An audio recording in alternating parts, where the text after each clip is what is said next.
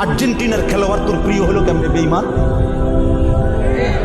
এই মুসলমানের বাচ্চা বল বেটা, এখন দাঁড়ায় বল বেটা, কোন কাফের বেঈমান, কোন খ্রিস্টানের বাচ্চা, কোন ইহুদি, তুই মুসলমানের ঘরে জন্ম নিয়া তোর রক্তে মুসলমান মার রক্ত, তুই কেমনে ওই বেঈমানের মতো সাজবি? এই বেহায়া বল বেহায়া, তোদের যাদের চুলের কুল বল বেটা, এখন দাঁড়া।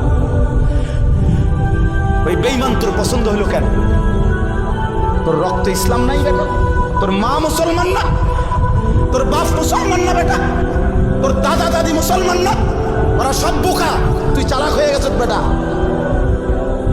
তুমি পণ্ডিত হয়ে গেছ। কোন বেঈমানের অংশগ্রহণ করলাম? কেন সাজলা বেঈমানের মতো?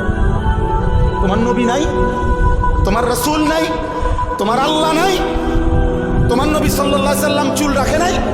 কথা বলে না কেন? আল্লাহর নবীর চুল ছিল কিনা? নবীজির চুল মোবারক ছিল কিনা? তিনি চুল রাখতেন কিনা? তো তিনি কেমনে সাজলেন?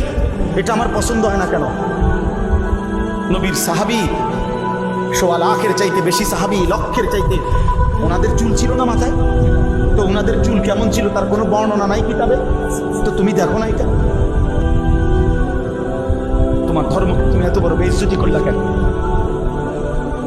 তোমার রাসূলকে তুমি এত বড় বেইজ্জতি করলা কেন? এটা কোনো ইনসাফ হইতে পারে? দিন রাত মুসলমানের ঘরে জন্ম নিয়ে মুসলিম হয়ে চুলের উপরে সারা দিন ফ্যাশন, এটা বুঝি একটা কথা হলো? আমার ভাই বোন, এটা বুঝি একটা কথা হলো?